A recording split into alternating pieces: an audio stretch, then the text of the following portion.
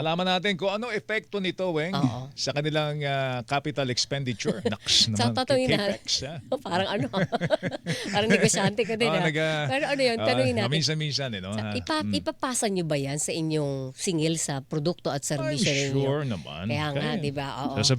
alam nga naman sabihin nila, absorb namin yan. Ipapasa namin Pero yan 'pag ano sa daw, 'pag medyo, ano ba, operational expense. Oh. consensus ka na amo Ah. at negosyante, parang kahit bahagi ng corporate responsibility mo, hindi lahat ipapasa Yung mo. bang temporary Oo, greed ang temporary yung tawag kita. dyan? Yung bang limitahan yung return of investment na hinahangad Temper mo. lang yung kita, no? Oo, oo. Anyway, sige, in-establish lang po natin ang ating communication line sa Pangulo po ng Employers Confederation of the Philippines. Andiyan na siya, si Ginoong Sergio Ortiz Luis Jr. Hello sir, magandang umaga. Si Joel Siweng po ito. Good morning po. Ay, magandang umaga sa iyo, Joy at Weng. At sa Good mga morning, Sir nakikinig sa atin. Sir Sergio. 85 pesos sa NCR. Hulog daw po ito, no? Dalawang bigay. Unahin yung magkano ba? 60 Weng? 60 pesos sa so July 19 and and January 2007, 25 pesos. 25 Total of pesos. 85. 85. Mabigat ba yun para sa inyo, mga negosyante, Sir Sergio? Alam mo, for the first time, nag-descend kami doon sa Regional Tripartite Board. Alam naman niyo yun. Mm-mm. Ando ng gobyerno, DEDA, DTI, DOLE, Hmm. at laborer, ang workers, tsaka employers. Mm-mm. For the first time, nag-descend kami doon sa 85. Bakit po? Bakit po? Masyadong malaki. Masyado Alam mo malaki. kasi, ah yung ang regional tripartite board, talaga yun lang naman ang talagang medyo pinag-uusapan talaga yung lahat ng kailangan para ma-determine kung ano yung itataas, ano? Rather than having it eka nga dun sa legislated wage. Dahil dyan, talaga nandiyan lahat ng data. Mm. Unfortunately, we descended kasi yung mga formulang ginagamit natin which is regular, yung inflation, yung mga measures, ano, marami yun eh. Mm-mm. Palagay namin mali Mhm. dahil ngayon, kasi it is not a normal situation. Bakit po? Merong giyera, Mhm. tumaas ang gasolina, tumaas ang inflation. So pag in-average yung inflation, naggantay sa 6.8 eh. Mhm. Hmm. Hindi naman normal yun, ano? Gagamitin mo yung, tapos yung ano, inflation yung dapat, pareho nung pag-determine ng presyo ng gasolina, no, itinaas nila replacement cost. Alam mo, pag nag-normalize, pag natapos yung gera, bumababa na kayo, ano, ibababa yan. Mhm. Yung tinaas mo sweldo, hindi mo naman maibababa na yun. Mm-mm. Hmm. No? Hmm. Hmm. Alam mo, dapat maintindihan ng mga tao na yun ang sitwasyon. Kaya Mm. kami nag-descend. Okay. Masyadong He- nagtataasan. oh. Having said that, At, Sir Sergio, oh, papasa nyo ba yan sa consumer? abay, siguradong, alam mo kasi ito, para maintindihan ng mga kababayan natin, there are 52 million in the labor market. No? More or Mhm. less. Yung informal sector, nasa 84% yan. Ano? Yung 16% lang ang nasa formal sector. Yung informal sector na 84%, nandiyan yung mga farmers, fisher folks natin, mga Mhm. barigmen, marami. Yan, wala namang mga employers yan eh. Yes, opo. So sino magtataas sa sweldo nila? Wala. Doon naman sa 16% na sa formal market na under sa mga batas natin, sa labor law, PhilHealth, pag-ibig, yung mga yan, no? 16% lang yan. At ang mabigat, sa 16% na yan, 90% yan micro companies. Mhm. Mhm. 8% yung small, 1% yung medium, wala pang 1% yung large. So dito, hirap na hirap, yung micro na 90% yan, hirap na ngayon. Maraming nagsasara eh. Mhm. Ibig mong expand. Tapos tataasan mo pag ganyan, talagang may hirapan.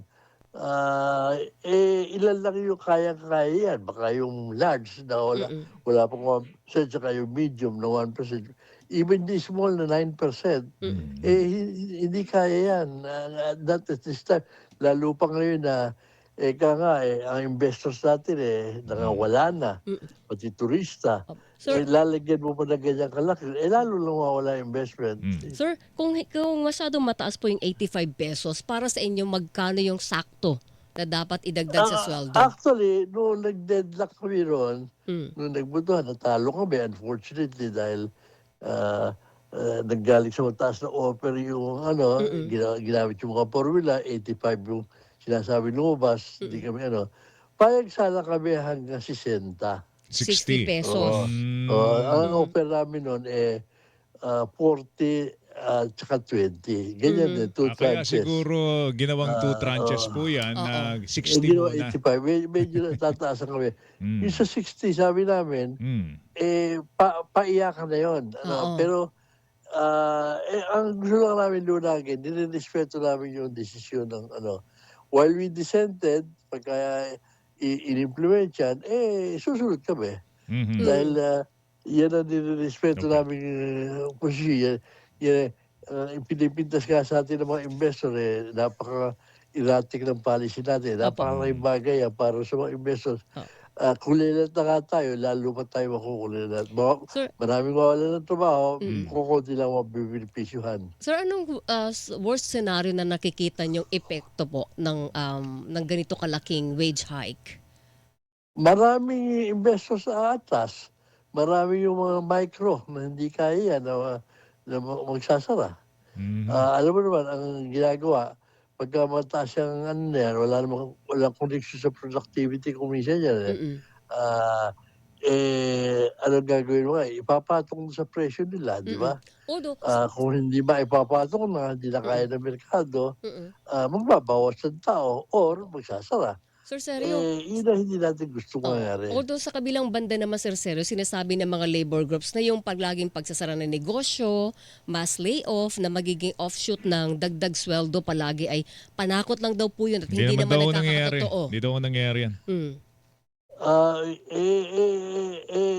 Hindi ba kulilat na tayo sa investment? Alala, halos nagbubukas, employment natin, bumababa. Reality yan. Hindi ba ang daming tupad na nanghihingi ng tupad ngayon, tinutulungan ng gobyerno dahil sa nangyayaring ang giyera sa pagtaas ng presyo. Alam mo, ang sinasabi nga namin, ilan lang ba yung makikinabang niyan, ilan yung mapiperwisyo? Yun ang sinasabi namin.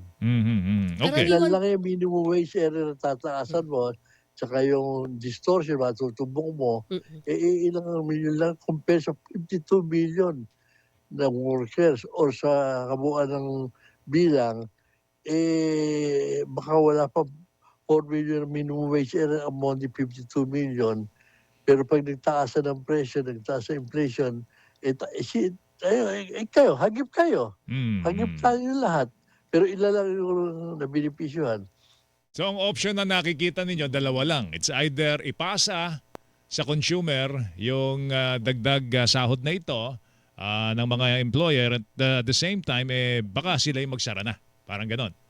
Gano'n lang nangyayari. Kaya nga yung wage board na yan, na although yan ang hindi respeto namin procedure dahil yan ang alam na ng mga investors na na kahit na nag-dissent ka, first time kami nag-dissent first time.